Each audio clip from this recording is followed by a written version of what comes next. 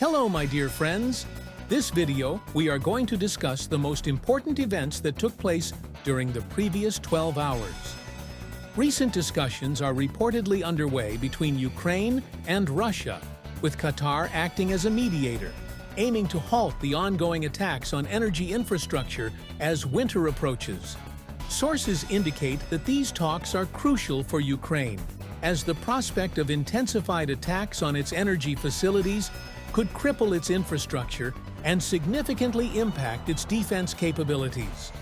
Meanwhile, Poland has made an unprecedented request to intercept Russian missiles over Ukraine, emphasizing the critical need for international collaboration and the high stakes involved in maintaining regional security during the volatile winter months. In the past 12 hours, various sources reported ongoing negotiations between Ukraine and Russia, facilitated by Qatar, with the aim of ceasing mutual attacks on critical energy facilities. This situation has garnered intense international interest as the conflict endures, especially given Ukraine's looming energy crisis and the approaching winter season, which heightens the risk of infrastructure disruptions. For Ukraine, these negotiations could be a lifeline. Persistent threats to its energy infrastructure have created vulnerability, especially as the country relies on external resources to maintain resilience amid colder weather.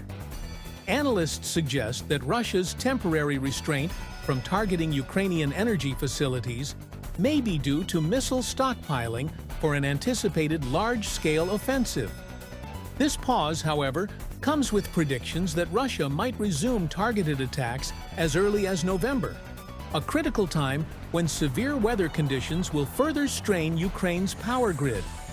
Russian sources hint that their military might be preparing to escalate pressure on Ukraine by targeting energy hubs, particularly as infrastructure disruptions could impair both the country's economy and its defense capabilities.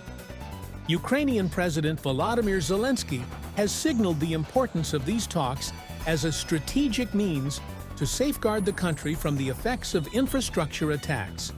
Observers note that Zelensky is likely seeking to prevent a potential energy crisis that could lead to large-scale blackouts and possibly destabilize his country's winter preparation efforts.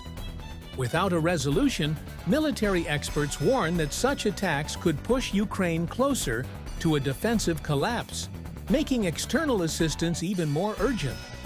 For Russia, a prolonged conflict places strain on its own economy and resources, motivating it to seek a quicker conclusion to the standoff. Russian officials reportedly aim to maximize Ukraine's reliance on its own infrastructure, reducing the necessity of continued external support. In parallel to these negotiations, Poland has requested permission from the United States to intercept Russian missiles that may enter Ukrainian airspace, indicating an increasing willingness from NATO-aligned countries to become more involved in regional security matters. This request, reportedly stemming from Poland's concern over the potential escalation, could be a preventative measure to bolster Ukraine's defense capabilities and reduce the risk of missile strikes that could further destabilize Eastern Europe. Additionally, recent bipartisan support in the U.S. Congress has pushed President Biden to allow Poland to take an active role in this defense strategy, an unusual step that reflects the tense international atmosphere surrounding the crisis. Another layer to this unfolding situation includes reports of potential North Korean involvement, possibly supporting Russian military efforts in Ukraine. Although concrete evidence remains scarce, the rumors have sparked debate over whether North Korea might deploy personnel to assist Russia's operations, leading to additional international concern over an already complex conflict. Simultaneously, missile attacks have resumed in key Ukrainian territories. In Odessa, Russian strikes on strategic military sites, including weapons depots and ammunition storage facilities, have reportedly caused significant damage. The attacks, which Ukrainian sources claim are aimed at depleting the region's critical military resources, saw large numbers of Russian aircraft engaging in the assault. Local sources documented explosions near critical infrastructure, including a bridge in the Zatoka region, a key point for Ukrainian supply lines. Video footage and reports shared on social media depict widespread damage, though the Ukrainian government has yet to release a comprehensive assessment of the overall impact on their strategic infrastructure. The escalation on the ground shows little sign of abating. In South Donetsk, Russian forces reportedly made advancements, forcing Ukrainian troops to fall back. Sources from both Russian and Ukrainian outlets have indicated the Russians have secured several key combat lines, forcing Ukrainian forces to regroup. Similar patterns are reported in Rojava, where Russian forces are attempting to dig in and improve their positions. Observers suggest that the fall season has allowed the Russians to take advantage of new tactical opportunities, enhancing their hold on various strategic points. These recent developments suggest that Ukraine is pushing for a diplomatic approach to avoid a worst-case scenario in the winter months, while Russia appears prepared to leverage its current resources to intensify pressure. Historically, infrastructure attacks have been used to weaken an adversary's economy and morale. And in Ukraine's case, this tactic could lead to widespread blackouts that would severely affect both military operations and civilian life. Qatar's role as a mediator is significant.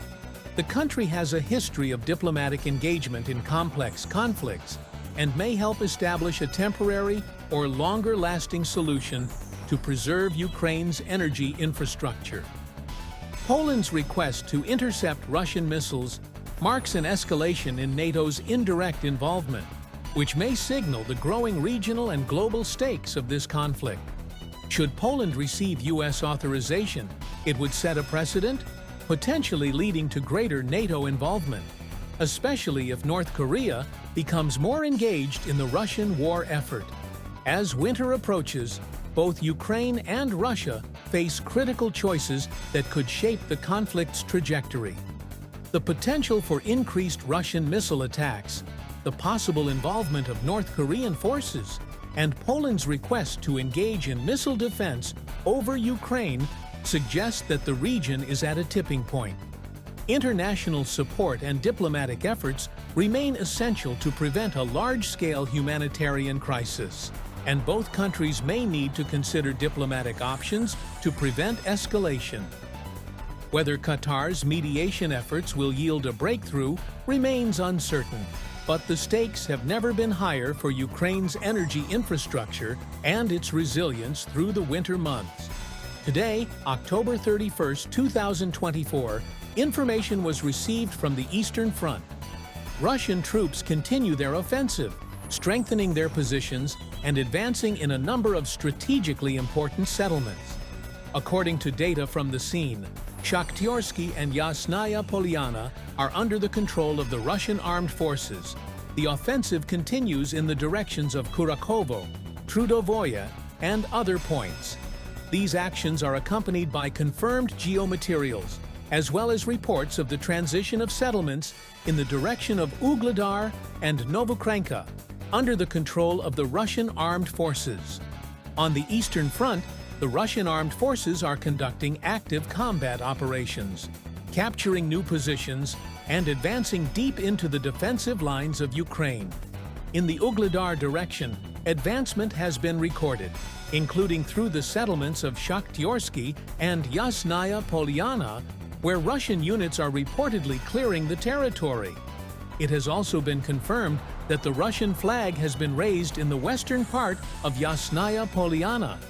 This step, according to experts, strengthens the positions of the Russian armed forces in this direction, since control over these settlements can provide a strategic advantage for a further offensive on the southern territories, bringing Russian troops closer to major supply hubs of Ukraine.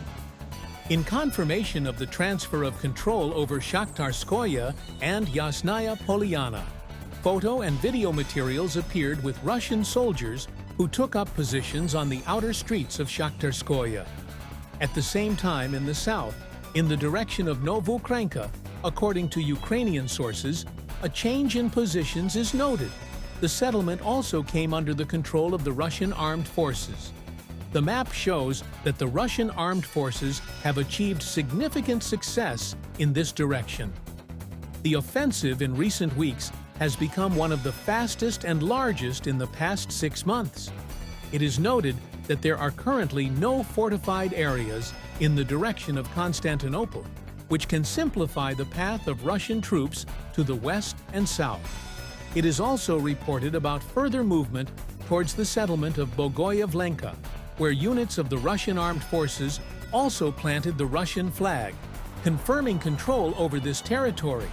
According to information coming from Ukrainian sources, Bogoyavlenko is also assigned to Russian troops. The map shows that the Russian armed forces continue to advance towards the settlement of Trudovoy, where Ukrainian troops have built a powerful line of defense. If Russian units manage to consolidate Trudovoy, this will allow them to cut off the key supply road of the Ukrainian army in this direction, which will significantly weaken their positions. Another important direction of the Russian armed forces' offensive has become the Kurakovo direction. It is reported that Russian units are actively advancing towards Kurakovo, where movements 2 kilometers closer to the positions of Ukrainian troops have been recorded.